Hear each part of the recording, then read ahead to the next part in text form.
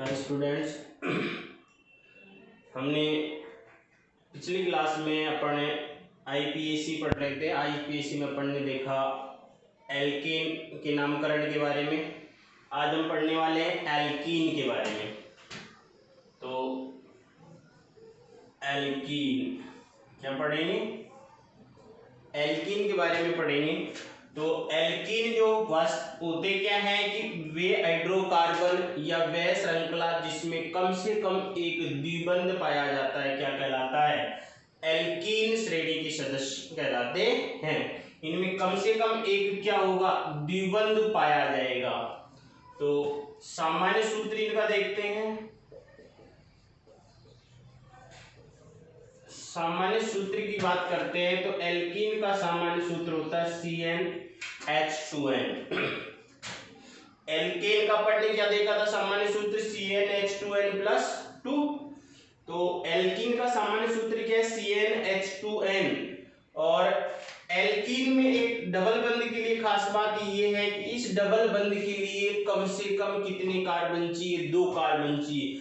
अर्थात द्विबंध जो पाया जाएगा वो कम से कम 2 कार्बनों के मध्य पाया जाएगा। तो एल्कीन श्रेणी का जो प्रथम सदस्य जो होगा उसमें कम से कम कितने कार्बन होंगे? 2 कार्बन होंगे। एक कार्बन का एल्कीन श्रेणी का सदस्य नहीं होगा। तो n बराबर जो 1, जो n बराबर के कार्बन की संख्या, तो n बराबर 1 यहाँ पर नहीं हो सकता। तो n बराबर क्या होगा? पहला सदस्य में, पहला सदस्य की बात करता हूं, पहला सदस्य इसका, तो ये क्या होगा? n बराबर 2। तो यहां पर n बराबर 2 में तो क्या हो जाएगा? CN2H2 इंटू 2, तो क्या हो जाएगा? C2H4। ये इसका क्या हो जाएगा? पहला सदस्य हो जाएगा। तो ये क्या हो जाएगा? CH2 डबल बंध CH2। ये इसका कौन सा सदस्य हो जाएगा? पहला सदस्य। दूसरा सदस्य की बात करता हूं तो दूसरे सदस्य में कितना कार्बन होंगे? तो n बराबर कितना आएगा? 2 नहीं 3। कितने?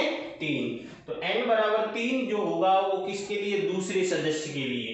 तो यहां पर सूत्र में रख दूंगा तो C3H2 इंटू 3, तो C3H क्या हो जाएगा? 6। तो दूसरा सदस्य क्या हो जाएगा?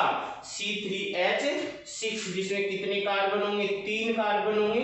और तीनों कार्बन एक मध्य क्या हो जाएगा? द्विबंध होएगा। तो ये हो जाएगा CH3, ये 3, एक CH और ये CH2। ये क्या हो जाएगा? इसका दूसरा सदस्य। अब बात करेंगे अपन कौन से सदस्य की? यहाँ पर तीसरे सदस्य की।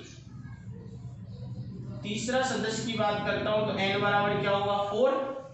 तीसरे सदस्य में n बराबर क्या आ जाएगा? 4 आ जाएगा। तो यहां पर सूत्र में रखते हैं अपन C4H2 इंटू 4, तो C4H8 आ जाएगा।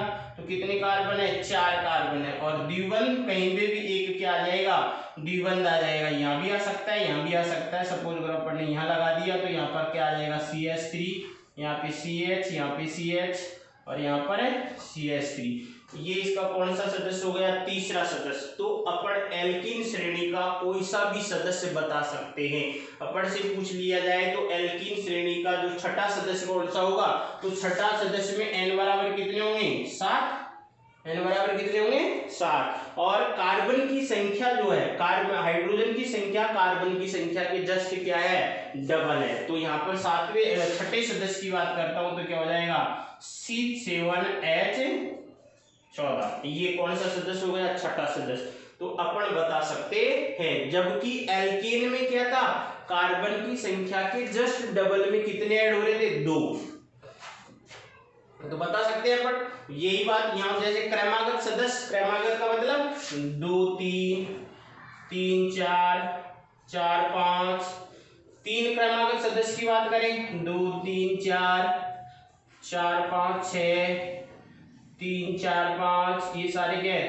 क्रमागत सदस्य। तो ये पूछ सकता है कि क्रमागत सदस्यों का अणुसूत्र बताइए या संरचना सूत्र बताइए। क्लियर? तो अपन एल्कीन श्रेणी के सामान्य सूत्र की बात की अपन ने, उसके बाद में अपन ने इसके सदस्यों की बात की। सदस्य अपन बता सकते हैं कोई सा भी इसका। अब बात करते हैं इसके नामकरण, आईपीएसी पद्धति जो है उसके बारे में।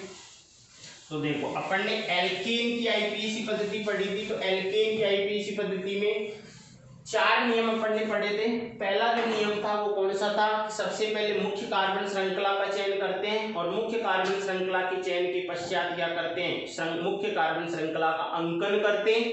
अंकन हमेशा उस सिरे से करेंगे जिधर से प्रतिस्थापी नजदीक हो, किसमें, एल्केन में। परंतु एल्कीन श्रेणी की बात करेंगे तो यहाँ पर पहला नियम तो वही है, मुख्य श्रृंखला का चयन, मुख्य श्रृंखला का चयन। अब देखो यहाँ पर मुख्य श्रृंखला के चयन में वहां पर किसको ध्यान में रखते थे, अधिक से अधिक कार्बन आने चाहिए, किसमें, मुख्य कार्बन श्रृंखला में।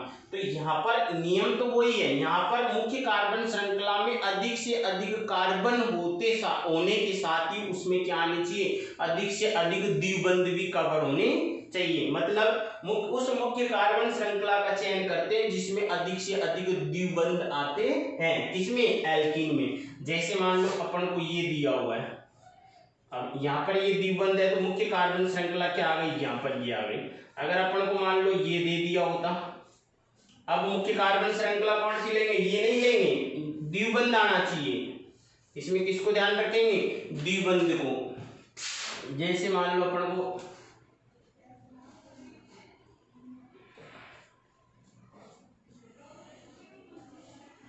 अगर मान लो 1 2 3 4 1 2 3 4 अपन ये दे दिया मान लो, तो अब भी अपन कौन सी लेंगे, मुख्य कार्बन श्रृंखला ये लेंगे जिसमें अधिक से अधिक क्या आ रहे हैं, द्विबंध आ रहे हैं।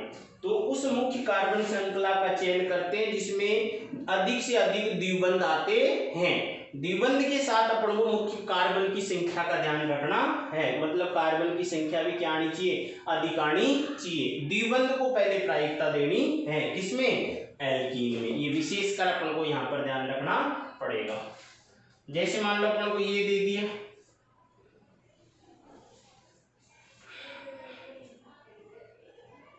ये दे दिया, अब क्या होगा, जैसे मान लो तो 1 2 3 4 5 1 2 3 4 5, तो 5 की तो ये नहीं कि अपन ने फटाफट किया और ये ले लिया, नहीं।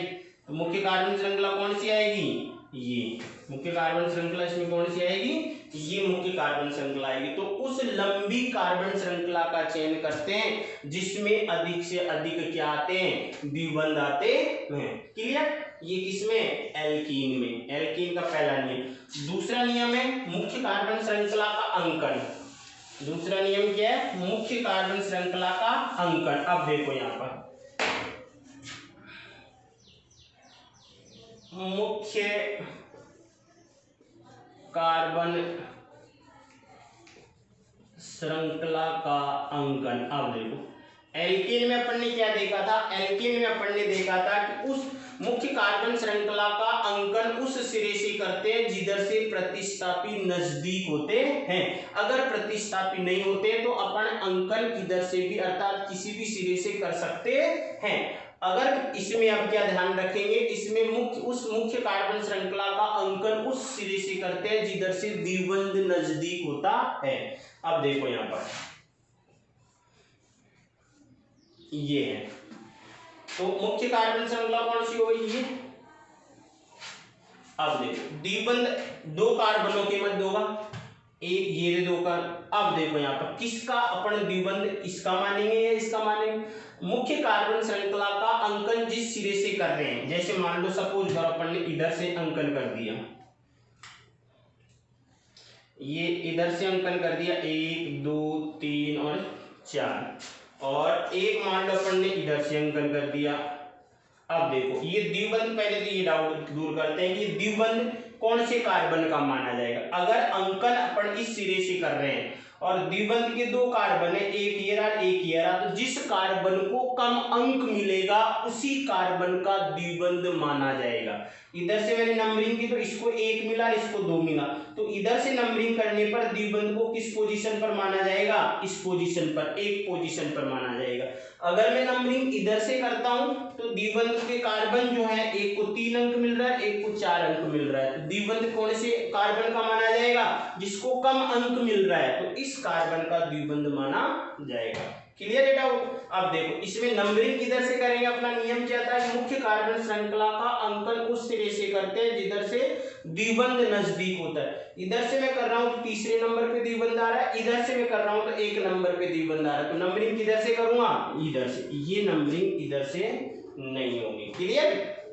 देखो अगर मान लो द्विबंध की स्थिति दोनों सिरों से समान है, द्विबंध की स्थिति दोनों सिरों से क्या है, समान है, तो अपन अब देखो यहाँ पर 1 2 3 और 4, इधर से मैं नंबरिंग करूंगा तो 1 2 3 और 4। अब देखो अभी मैंने बताया कि मुख्य कार्बन श्रृंखला का अंकन द्विबंध को, एक तो ये इन दोनों में के कम अंक किसको मिल रहा है, इसको, तो द्विबंध किसका है, इधर से इसका, और इधर से नंबरिंग करूंगा मैं तो किसको मिल रहा है, इधर से इसको। तो बताओ दोनों सिरों से नंबरिंग करने पर द्विबंध दूसरे नंबर पोजीशन पर आ रहा है, और दूसरे नंबर की पोजीशन पर द्विबंध आ रहा है, तो इसका मतलब दोनों सिरों से द्विबंध समान स्थिति पर है, तो नंबरिंग अपन किधर से भी कर सकते हैं।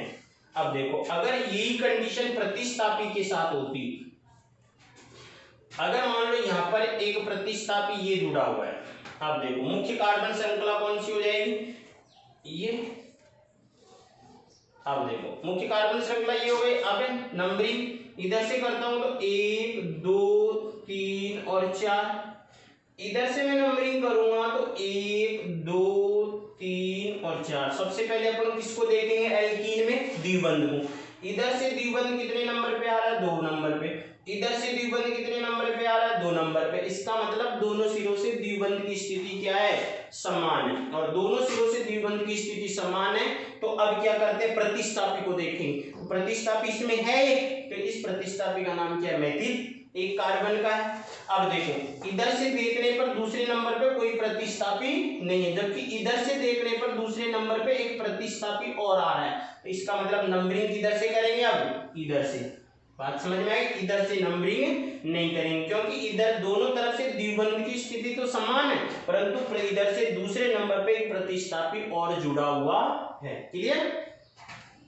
अब देखिए तो नंबरिंग का किसी को और एक दो एग्जांपल और लेते हैं, उदाहरण।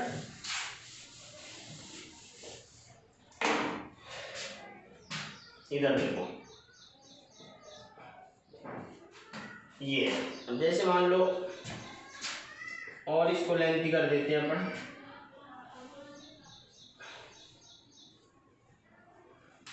इधर अपन जोड़ देते हैं Cl। अब देखो मुख्य कार्बन श्रृंखला तो कौन सी हो जाएगी, ये, या तो ये हो जाएगी मुख्य कार्बन श्रृंखला। अब देखो इधर मुख्य कार्बन श्रृंखला के बाद में क्या करेंगे, मुख्य कार्बन श्रृंखला का अंकन द्विबंध को देखे पहले, तो इधर से करता हूं तो 1 2 3 4 और 5, और इधर से करता हूं तो 1 2 3 4 और 5। अब देखो द्विबंध इधर से कितने नंबर पे आ रहे हैं, दूसरे नंबर पे, और इधर से द्विबंध कितने पे आ रहा है, तीसरे नंबर पे। तो द्विबंध किधर से नजदीक आ रहा है, इधर से नजदीक आ रहा है। तो बात क्लियर? तो इन प्रतिस्थापियों को तो अपन तब देखेंगे जब द्विबंध समान, दोनों सिरों से समान स्थिति पर अगर होता है तो ही अपन प्रतिस्थापी का नंबर लेंगे, अन्यथा द्विबंध को ही ध्यान में रखकर एल्कीन में क्या किया जाएगा, नंबरिंग किया जाएगा। तो नंबरिंग किधर से होगी, इधर से नंबरिंग होगी, इधर से नंबरिंग नहीं होगी। क्लियर? अब देखो ये हो गया मुख्य कार्बन श्रृंखला का अंकन करना। उसके बाद में अपन तीसरा नियम क्या है, सबसे पहले किनका स्वागत करेंगे, मेहमानों का। तो सबसे पहले किसका नाम लिखा जाएगा, मेहमानों का नाम लिखा जाएगा, अर्थात प्रतिस्थापी का नाम लिखा जाएगा। अगर मान लो अपन इसी में देख लेते हैं, इसी की बात कर लेते हैं अपन, तो इसमें देखो सबसे पहले प्रतिस्थापी कौन कौन से, ये तो क्या है CH3, ये तो क्या है मेथिल, और ये है क्लोरो। अब बताओ दो प्रतिस्थापी आ गए, इसका मतलब सबसे किस ऑर्डर पर लिखा जाएगा, अल्फाबेट अर्थात वर्णमाला क्रम के अनुसार इनका क्या किया जाएगा, नंबरिंग की जाएगी, और स्थिति के अनुसार नंबरिंग की जाएगी। देखो तो क्लोरो पहले आएगा, सी पहले आएगा या एम पहले आएगा, सी। तो सबसे पहले किसका नाम लिखेंगे, सी का। कितने पे, 5 पे, 5 क्लोरो। अब मेथिल कितने पे, 4 मेथिल। ये हो गया। और कोई प्रतिस्थापी है नहीं है, तो 5-क्लोरो-4 मेथिल, ये क्या हो गया प्रतिस्थापी, ये किसके नाम हो गए प्रतिस्थापियों के। अब जैसे और देख लेते हैं अपन, एक दो एग्जांपल और देखते हैं। यहाँ पर ये है जैसे, तो मुख्य कार्बन श्रृंखला कौन सी हो जाएगी, ये सबसे पहले प्रतिस्थापी कितने, इधर से 1 2 और 3 हो जाएगा। नंबरिंग इधर से करता दूसरे नंबर पे आता, तो नंबरिंग उधर से 1 नंबर पे आ रहा है, तो यहाँ पर दूसरे नंबर पे कौन जुड़ा मेथिल, तो यहाँ पर क्या आ जाएगा 2 मेथिल, क्या आ जाएगा 2 मेथिल। आगे अब क्या, ये तो किसके नाम लिखे प्रतिस्थापियों को, जो अपन ने किस में लिखा था, एल्केन में भी लिखा था। अब अपन बात करते हैं मुख्य कार्बन श्रृंखला का नाम लिखना। तो मुख्य कार्बन श्रृंखला का नाम कितने वर्डों से मिलेगा, 2 से, ये रहा एल्कीन, तो यहाँ पर एल्क प्लस इन, क्या हो जाएगा एल्क प्लस इन हो जाएगा। तो एल्क का मतलब तो क्या हो गया कार्बन की संख्या, ये तो क्या पूर्व लग्न, और एन क्या हो जाएगा अनुलग्न,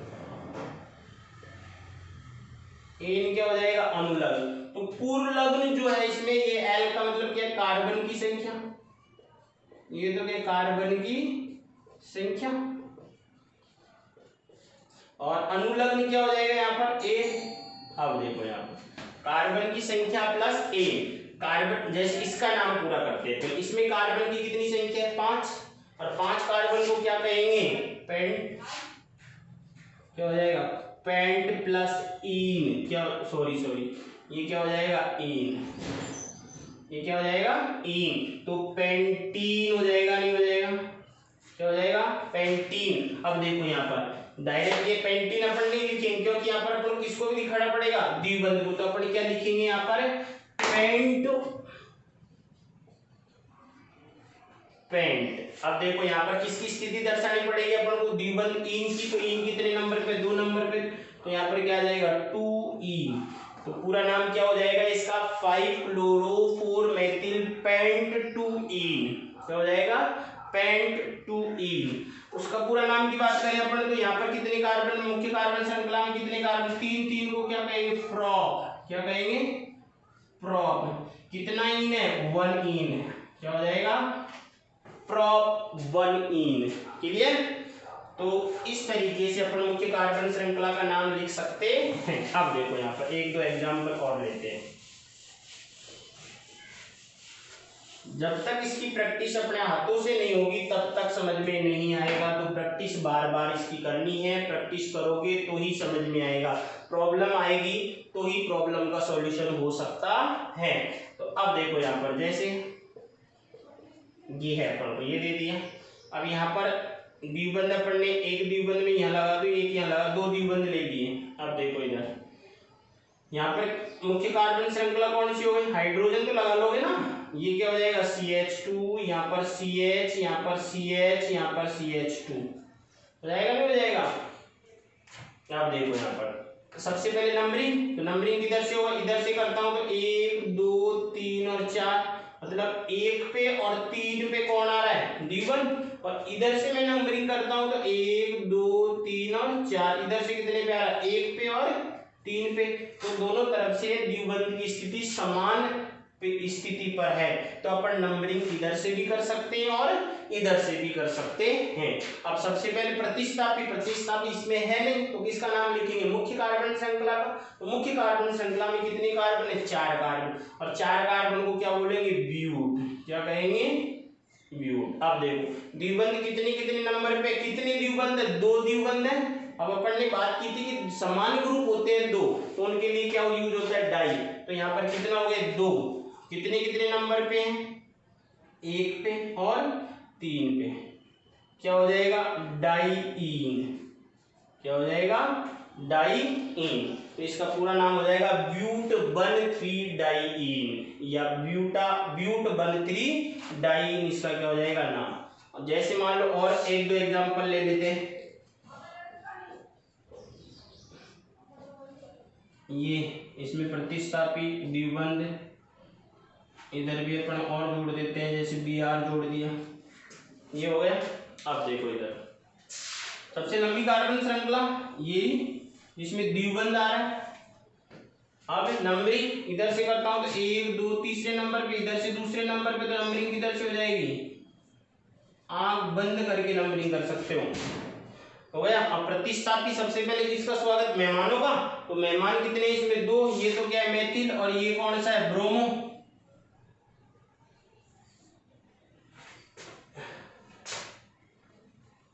तो यहां पर कौन पहले आएगा, बी।